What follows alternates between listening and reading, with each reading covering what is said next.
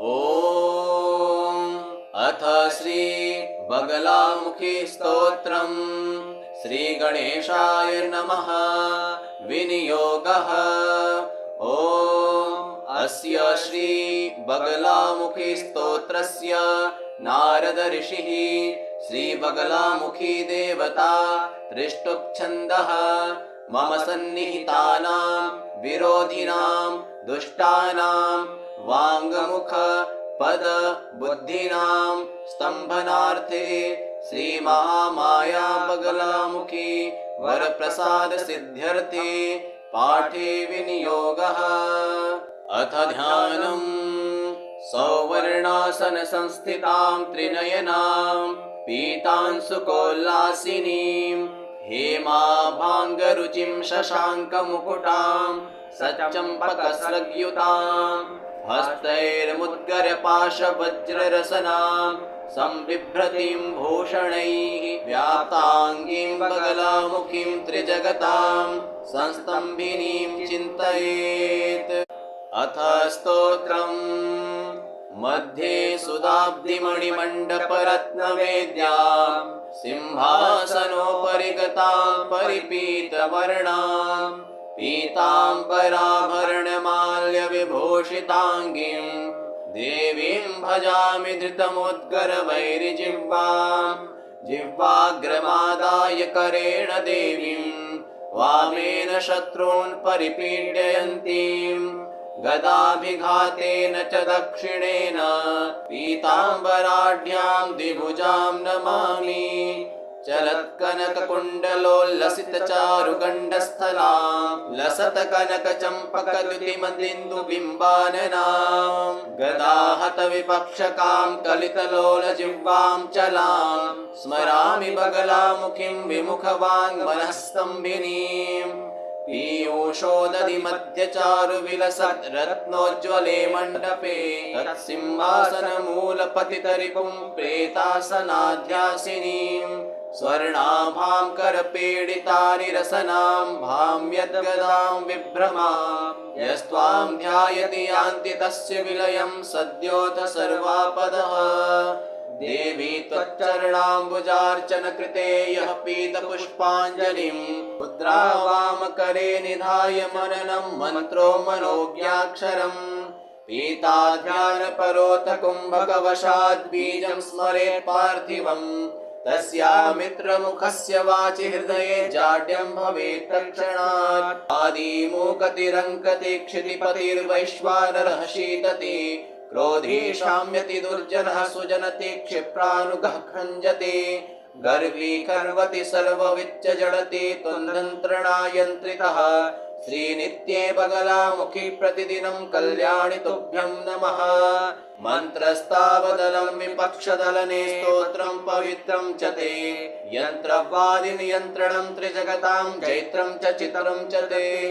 मातः श्रीबगलेति नाम ललितं यस्यास्ति जन्तोर्मुखे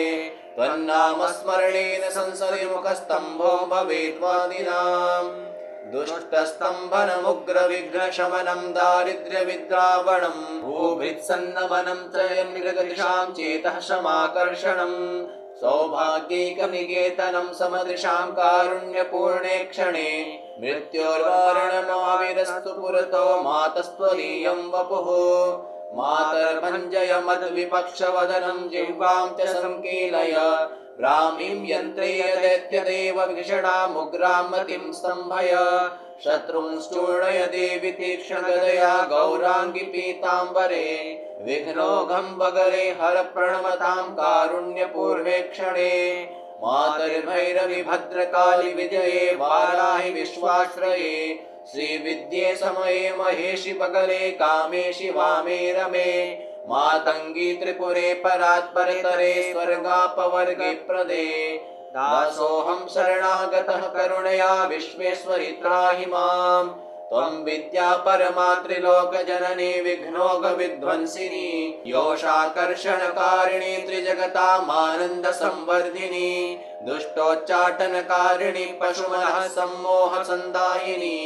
जिह्वा कीलन भैरवी विजयते ब्रह्मास्त्र विद्या परा पीत वस्त्रवसनाभरि देह प्रेत जासन निवेशित देहाम् फुल्ल पुष्पर विलोचन रम्यां दैत्य जाल दहनोज्ज्वल भूषाम् पर्यङ्कोपरिलसद्विभुजां कम्बु हेमनत कुण्डललोलां वैरिर्निर्दल कारणयोषां चिन्तयामि बगलां हृदयाब्जे यत्कृतं जपसन्ध्यानं चिन्तनं परमेश्वरी शत्रूणां स्तम्भनार्थाय तद्गृहाण नमोऽस्तु ते इति श्रीबगलामुखी स्तोत्रं सम्पूर्णम् विनियोगः ॐ अस्य श्री बगलामुखी स्तोत्रस्य नारद ऋषिः श्री बगलामुखी देवता त्रिष्टुप् मम सन्निहितानां विरोधिनां दुष्टानां वाङ्मुख पद बुद्धिनां स्तम्भनार्थे श्री महामाया बगलामुखी वरप्रसाद सिद्ध्यर्थे पाठे विनियोगः अथ ध्यानम् सौवर्णासन संस्थितां त्रिनयनां पीतांशुकोल्लासिनीं हेमाभाङ्गरुचिं शशाङ्कमुकुटां सचम्पकस्रग्युतां हस्तैर्मुद्गरपाशवज्ररसनां सम्बिभ्रतीं भूषणैः व्याप्ताङ्गीं बगलामुखीं त्रिजगतां संस्तम्भिनीं चिन्तयेत् अथ स्तोत्रम् मध्ये सुधाब्धिमणिमण्डपरत्नवेद्यां सिंहासनोपरि गतां परिपीतवर्णां पीताम्बराभरणमाल्यविभूषिताङ्गीं देवीं भजामि धृतमुद्गरवैरिजिह्वां जिह्वाग्रमादाय करेण देवीं वामेन शत्रून् परिपीडयन्तीं गदाभिघातेन च दक्षिणेन पीताम्बराढ्यां द्विभुजां नमामि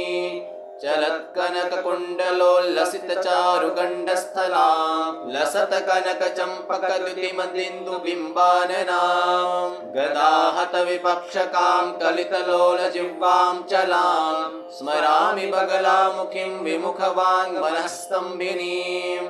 पीयूषोदधिमध्यचारुविलसत् रत्नोज्ज्वले मण्डपे तत्सिंहासनमूलपतितरिपुं प्रेतासनाध्यासिनीं स्वर्णाभां करपीडितारिरसनां भाम्यद्गदां विभ्रमां यस्त्वां ध्यायति यान्ति तस्य विलयं सद्योऽथ सर्वापदः देवी त्वच्चरणाम्बुजार्चन कृते यः पीतपुष्पाञ्जलिं मुद्रा वामकरे निधाय मननं मन्त्रो मनोज्ञाक्षरम् पीताध्यानपरोऽथ कुम्भकवशाद्बीजं स्मरेत् पार्थिवम् तस्यामित्रमुखस्य वाचि हृदये जाड्यं भवेत् तक्षादीमूकतिरङ्कति क्षितिपतिर्वैश्वानरः शीतति क्रोधी शाम्यति दुर्जनः सुजनति क्षिप्रानुगः खञ्जति गर्वी खर्वति सर्वविच्च जडति त्वन्नन्त्रणायन्त्रितः श्रीनित्ये बगलामुखी प्रतिदिनं कल्याणि तुभ्यं नमः मन्त्रस्तावदलं विपक्षदलने स्तोत्रं पवित्रं च ते यन्त्रवादिनियन्त्रणं त्रिजगतां जैत्रं च चित्रं च ते मातः श्रीबगलेति नाम ललितं यस्यास्ति जन्तोर्मुखे त्वन्नाम स्मरणेन संसदि मुखस्तम्भो भवेद्वादिनाम्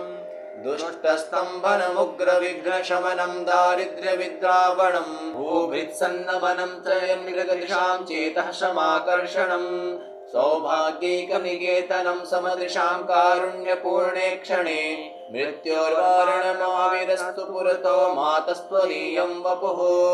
मातर्भञ्जय मद्विपक्षवदनं जिह्वां च संकीलय ब्राह्मीं यन्त्रे दैत्यदेव विषणामुग्रां मतिं स्तम्भय शत्रुंश्चूर्णय देवि तीक्ष्णगदया गौराङ्गी पीताम्बरे विघ्नौघं बगले हर प्रणमतां कारुण्यपूर्वे क्षणे मातर्भैरवि भद्रकाली विजये वाराहि विश्वाश्रये श्रीविद्ये समये महेशि बगले कामेशि वामे रमे मातंगी त्रिपुरे परात्परतरे स्वर्गापवर्गे प्रदे दासोऽहं शरणागतः करुणया विश्वेश्वरि त्राहि माम् त्वं विद्या परमा त्रिलोकजननी विघ्नोगविध्वंसिनी योषाकर्षणकारिणी त्रिजगतामानन्दसंवर्धिनी दुष्टोच्चाटनकारिणी पशुमनः सम्मोहसन्दायिनी जिह्वाकीलन भैरवी विजयते ब्रह्मास्त्र विद्यापरा पीतवस्त्रवसनाभरि देह प्रेतजासन निवेशित देहां फुल्लपुष्पर विलोचन रम्यां दैत्यजालदहनोज्ज्वल भूषां पर्यङ्कोपरि लसद्विलुजां कम्बुहेमनत कुण्डललोलां वैरिर्निर्दलकारणयोषां चिन्तयामि बगलां हृदयाब्जे यत्कृतं जपसन्ध्यानं चिन्तनं परमेश्वरी शत्रूणां स्तम्भनार्थाय तद्गृहाण नमोऽस्तु ते इति श्रीबगलामुखी स्तोत्रं सम्पूर्णम् विनियोगः ॐ अस्य श्री बगलामुखी स्तोत्रस्य नारद ऋषिः श्री बगलामुखी देवता त्रिष्टुप् मम सन्निहितानां विरोधिनां दुष्टानां वाङ्मुख पद बुद्धिनां स्तम्भनार्थे श्री महामाया बगलामुखी वरप्रसाद सिद्ध्यर्थे पाठे विनियोगः अथ ध्यानम् सौवर्णासन संस्थितां त्रिनयनां पीतांशुकोल्लासिनीं हेमाभाङ्गरुचिं शशाङ्कमुकुटां सचम्पकस्रग्युतां हस्तैर्मुद्गरपाशवज्ररसनां संबिभ्रतीं भूषणैः व्याप्ताङ्गीं बगलामुखीं त्रिजगतां संस्तम्भिनीं चिन्तयेत् अथ स्तोत्रम् मध्ये सुधाब्धिमणिमण्डपरत्नवेद्यां सिंहासनोपरि गतां परिपीतवर्णां पीताम्बराभरणमाल्यविभूषिताङ्गीं देवीं भजामि धृतमुद्गरवैरिजिह्वां जिह्वाग्रमादाय करेण देवीं वामेन शत्रून् परिपीडयन्तीं गदाभिघातेन च दक्षिणेन पीताम्बराढ्यां द्विभुजां नमामि